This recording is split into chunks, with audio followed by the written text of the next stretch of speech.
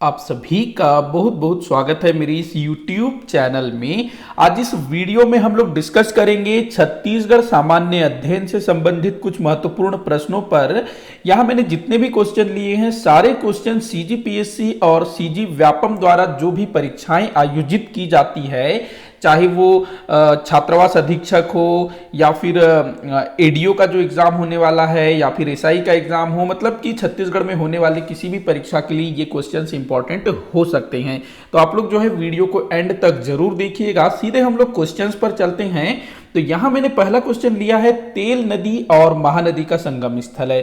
तो तेल नदी के बारे में एक बार CGPSC में पूछा गया है कि तेल नदी किसकी सहायक नदी है और तेल नदी कहां प्रवाहित होती है, इस तरह से क्वेश्चन बना है। तो तेल नदी जो है महानदी की सहायक नदी है, ध्यान रखेंगे। और ये जो है छत्तीसगढ़ के गरियाबंद जिले के देवभोग तहसील में प्रवाहित होती है। छत्तीसगढ़ के छोटे से हिस्से में प्रवाहित होती है, लेकिन जो तेल नदी है ये काफी लंबी है। इसका जो अधिकतर प्रवाह क्षेत्र है वो उड़ीसा में है।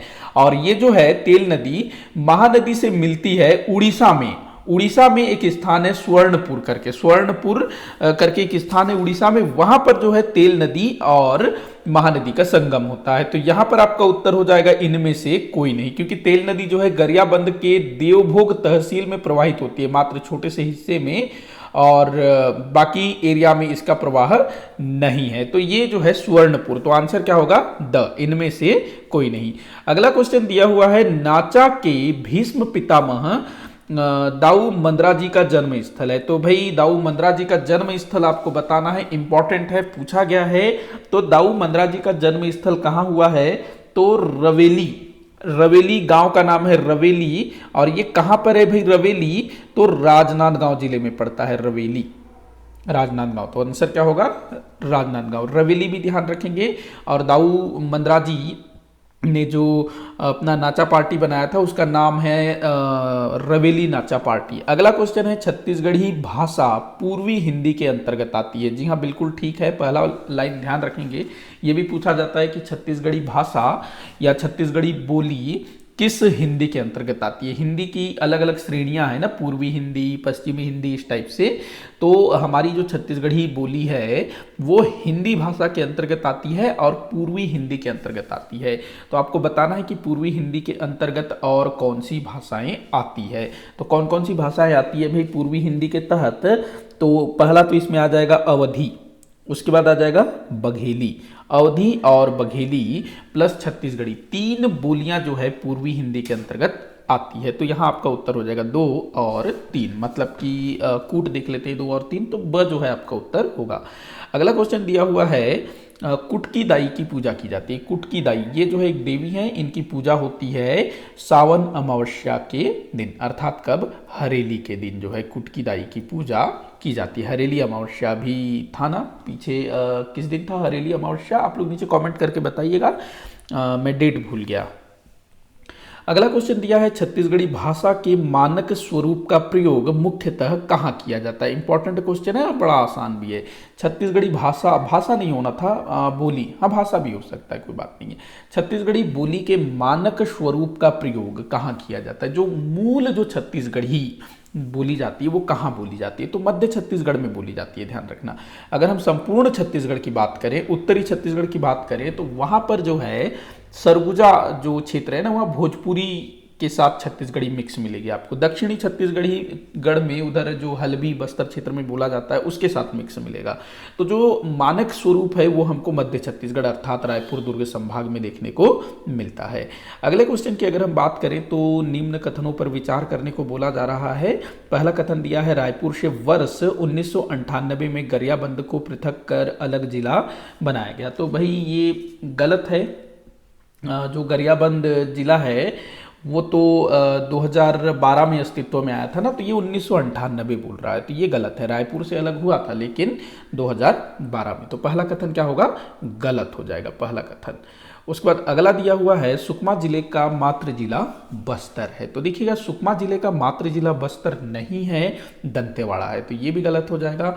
अगला दिया है स्थापना के बाद से लेकर अब तक रायगढ़ जिले का एक बार भी विभाजन नहीं हुआ है। तो ये कथन भी गलत होगा, क्योंकि रायगढ़ जिले के अंतर्गत ही पहले जसपुर जिला आता था और अभी तो फिर और जिले बनाए गए हैं ना, तो ये कथन भी गलत होगा। अगला दिया है संपूर्ण बस्तर संभाग 1998 के पहले एक जिला हुआ करता था। बिल्कुल सही है, चौथा वाला जो पूरा का पूरा बस्तर संभाग है ना, वो 1998 के पहले एक जिला होता था, जिसमें आज जैसे 7 जिले हैं ना बस्तर संभाग में, बस्तर हो गया, दंतेवाड़ा हो गया, सुकमा हो गया, बीजापुर हो गया, नारायणपुर, कोंडागांव, कांकेर, तो ये सभी 7 जिले 1998 के पहले एक जिला हुआ करता था।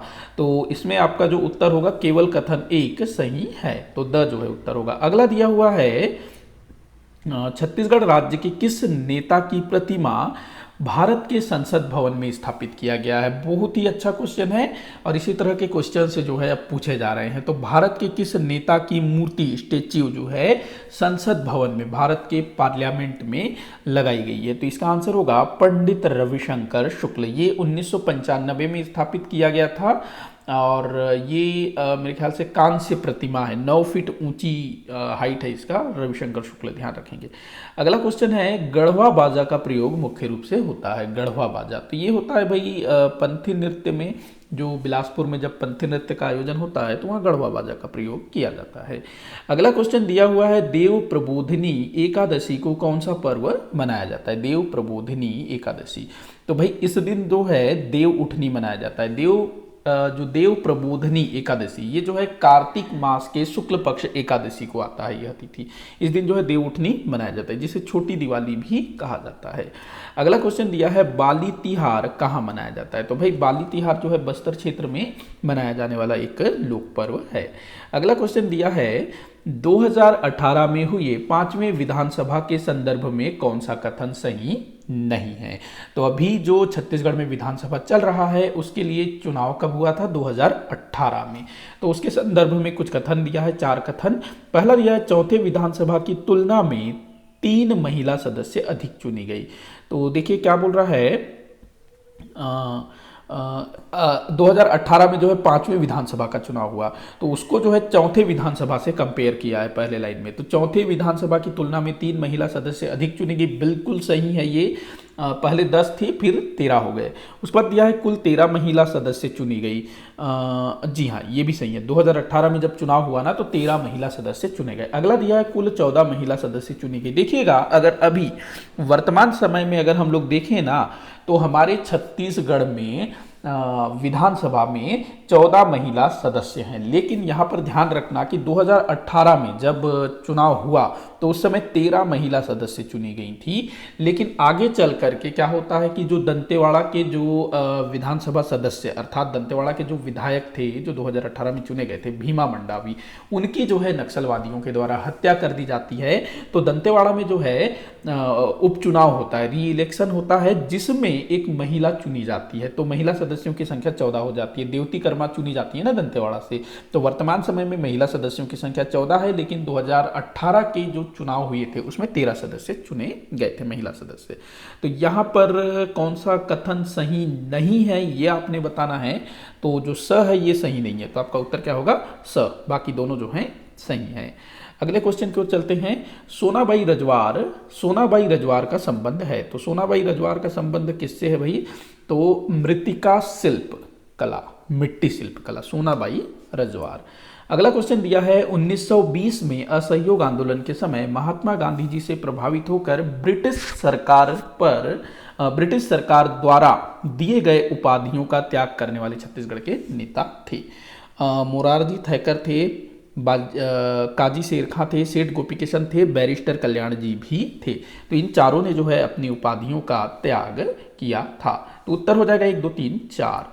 अगला क्वेश्चन दिया है छत्तीसगढ़ राज्य के किस उद्यान को देश का 53वां टाइगर रिजर्व घोषित किया गया। तो गुरु घासीदास राष्ट्रीय उद्यान, और ये छत्तीसगढ़ का 4था टाइगर रिजर्व हुआ।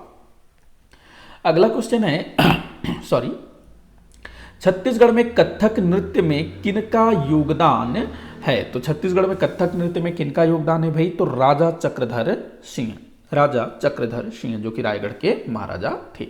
अगला क्वेश्चन देखते हैं, रायपुर विकास परिषद द्वारा प्रकाशित पत्रिका उत्थान के संपादक थे।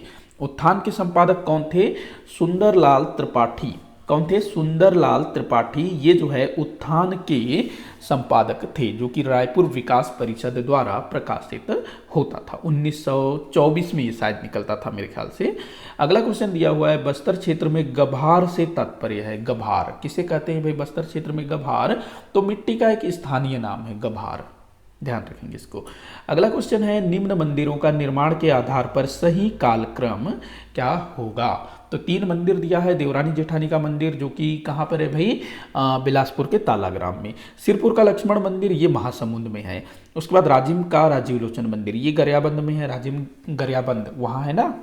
तो इनमें से सबसे निर्माण के आधार पर कालक्रम सबसे पुराना कौन सा है वो आपको पहले बताना है। तो देवरानी जेठानी का मंदिर सबसे पुराना है, उसके बाद सिरपुर का लक्ष्मण मंदिर, उसके बाद राजिम का राजीव लोचन मंदिर। तो ये आपका उत्तर हो जाएगा 1, 2, 3। मतलब पहले देवरानी जेठानी मंदिर, फिर सिरपुर का लक्ष्मण मंदिर, फिर राजिम का राजीव लोचन मंदिर।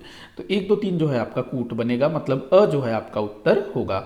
अगला क्वेश्चन दिया हुआ है, श्रीकांत वर्मा को किस रचना के लिए साहित्य अकादमी पुरस्कार से सम्मानित किया गया? श्रीकांत वर्मा एक साहित्यकार थे ना, कवि थे स्पेशली, और जो मिनी माता थे ना छत्तीसगढ़ से पहली महिला सांसद, वो मतलब जो श्रीकांत वर्मा थे उनके काफी कृपा पात्र थे। तो इनकी एक रचना है मगध, इसके लिए इनको जो है साहित्य अकादमी पुरस्कार से सम्मानित किया गया। अगला क्वेश्चन दिया हुआ है, छत्तीसगढ़ राज्य से राज्यसभा सांसद हैं। तो ये काफी अच्छा क्वेश्चन है, करंट का क्वेश्चन बन सकता है। तो छत्तीसगढ़ राज्य से राज्यसभा सांसद कौन कौन हैं ये आपने बताना है। तो रंजीता रंजन ये हैं। उसके बाद राजीव शुक्ला ये हैं। उसके बाद KTS तुलसी।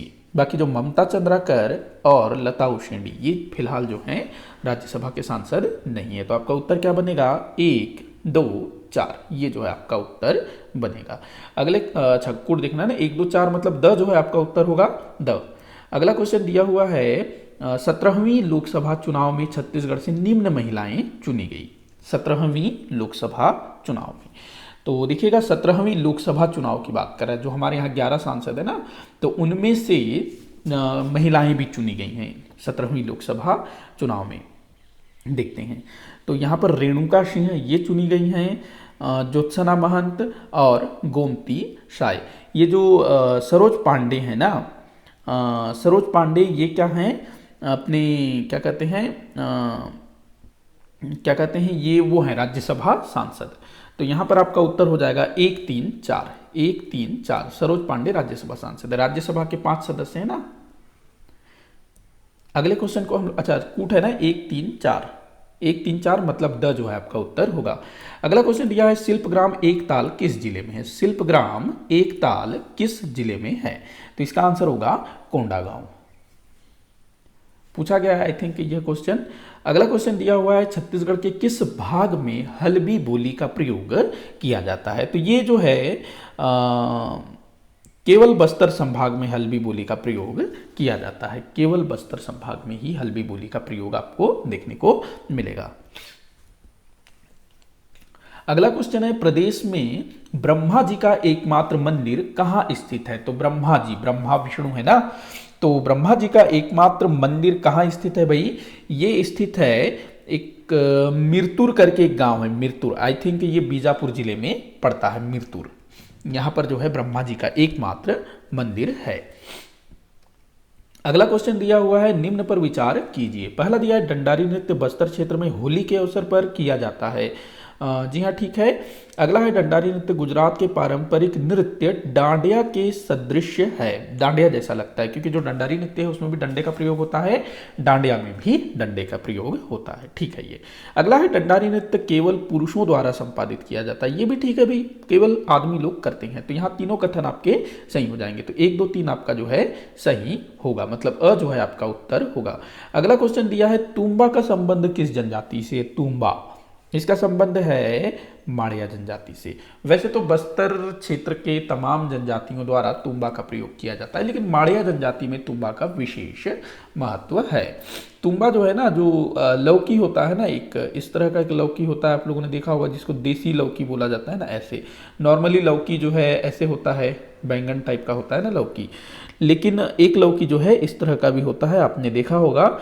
तो इस लौकी को जो है सुखाया जाता है, जो अंदर वाला जो भाग होता है ना उसको सुखा लेते हैं, और जो बाहर का जो खोखला हिस्सा बचता है ना उसको पानी वगैरह स्टोर करने के लिए रखा जाता है। पानी जो तरल पदार्थ है ना, जो भी ये लोग माड़िया लोग जो सल्फी, लांदा, ये सब जो स्टोर करना होता है ना, या फिर पेज जो इनका पेय पदार्थ है उसको इसमें स्टोर करके ये लोग रखते हैं। तो बस्तर के माड़िया। अगला क्वेश्चन है, निम्न में से कौन सी घाटी बस्तर जिले में नहीं है? तो कौन सी घाटी बस्तर जिले में नहीं है भाई? बिंता घाटी है ये बस्तर जिले में, दरभा घाटी है, बास्तानार घाटी है, केशकाल घाटी जो है कोंडागांव जिले में है। ध्यान रखेंगे इस चीज को, बस्तर जिला पूछा है ना स्पेशली। अगला क्वेश्चन दिया है, रामगिरी की पहाड़ियां किस पर्वत श्रृंखला का भाग है?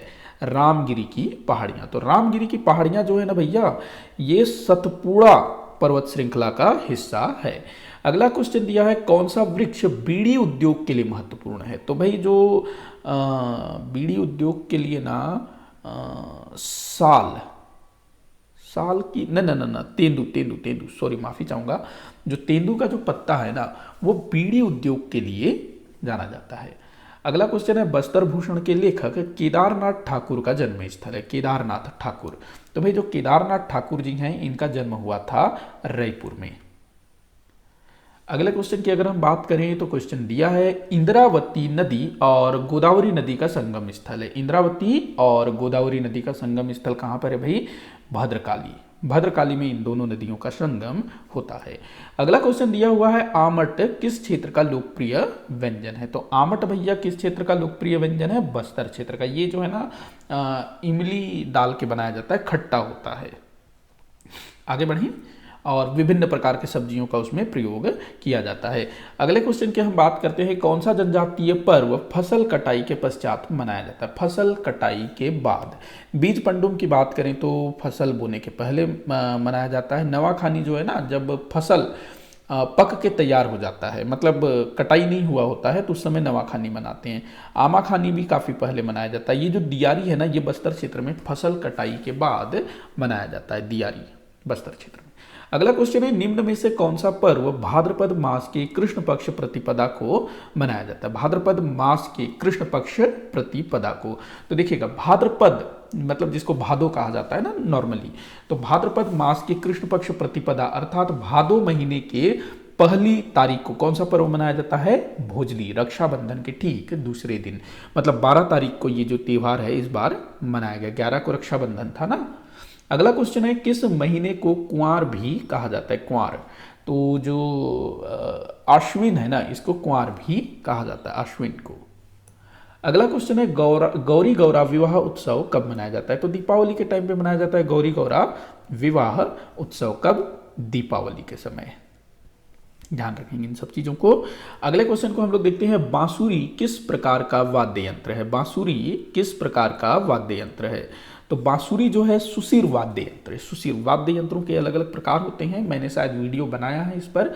अगला क्वेश्चन है, दिग्विजय स्टेडियम किस जिले में स्थित है? दिग्विजय स्टेडियम, दिग्विजय स्टेडियम तो बहुत फेमस है भाई दिग्विजय स्टेडियम, ये जो है राजनांदगांव में स्थित है दिग्विजय स्टेडियम। अगला क्वेश्चन है, सबा अंजुम को कौन सा पुरस्कार प्राप्त हुए हैं? तो सबा अंजुम को जो है पद्मश्री मिल चुका है। सबा अंजुम को हॉकी प्लेयर है ना सबा अंजुम, कैप्टन रह चुकी हैं भारत की, पद्मश्री मिला है और अर्जुन पुरस्कार, बाकी ये नहीं मिला है फिलहाल, मिल सकता है आगे फ्यूचर में कभी। और छत्तीसगढ़ सरकार द्वारा इनको जो है डिप्टी क्या बोलते हैं, डीएसपी, हाँ डिप्टी सुपरिटेंडेंट ऑफ पुलिस के पोस्ट पर नियुक्त भी किया गया है। तो पद्मश्री और अर्जुन पुरस्कार, तो 1 और 2 इसका उत्तर होगा। अगला क्वेश्चन दिया है, बाबा कालेश्वर नाथ का शिव मंदिर किस जिले में स्थित है? बाबा कालेश्वर नाथ का शिव मंदिर, तो बाबा कालेश्वर नाथ का शिव मंदिर कहाँ स्थित है ये आपने बताना है। तो पीथमपुर, पीथमपुर कहाँ पर है? जांजगीर चांपा, वहाँ जो है बाबा कालेश्वर नाथ का शिव मंदिर स्थित है।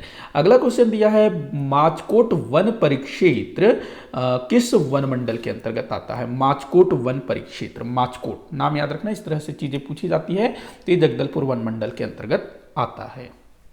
तो ऐसे छोटे छोटे चीजों को भी आप ध्यान में रखेंगे। अगला क्वेश्चन दिया हुआ है छत्तीसगढ़ राज्य के अंतर्गत छत्तीसगढ़ राज्य के वर्तमान मुख्य न्यायाधीश अरूप कुमार गोस्वामी छत्तीसगढ़ उच्च न्यायालय के मुख्य न्यायाधीश नियुक्त होने से पहले किस राज्य के मुख्य न्यायाधीश थे? तो आंध्र प्रदेश के ये मुख्य न्यायाधीश थे पहले, छत्तीसगढ़ राज्य के मुख्य न्यायाधीश होने के पहले आंध्र प्रदेश। अगले क्वेश्चन को हम लोग देखते हैं, छत्तीसगढ़ी राजभाषा आयोग के प्रथम अध्यक्ष कौन थे? काफी बार पूछा गया है, श्यामलाल चतुर्वेदी इसका आंसर होगा। अगला क्वेश्चन दिया हुआ है छत्तीसगढ़ी राजभाषा आयोग द्वारा विलुप्त हो रहे छत्तीसगढ़ी शब्दों को संकलित करने के लिए कौन सा अभियान चलाया गया है? काफी इंपॉर्टेंट क्वेश्चन हो सकता है। जितने भी छत्तीसगढ़ी जो शब्द है ना जो विलुप्त हो रहे हैं काफी सारे, तो उनको संकलित करने के लिए बिजहा कार्यक्रम चलाया गया, बिजहा, ध्यान रखना।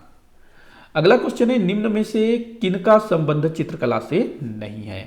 तो देखिएगा भाई, ए.के. मुखर्जी हैं, निरंजन महावर हैं, ए.के. दानी हैं, लेकिन जो विमलेंदु मुखर्जी हैं ये तबला वादक हैं, ध्यान रखेंगे।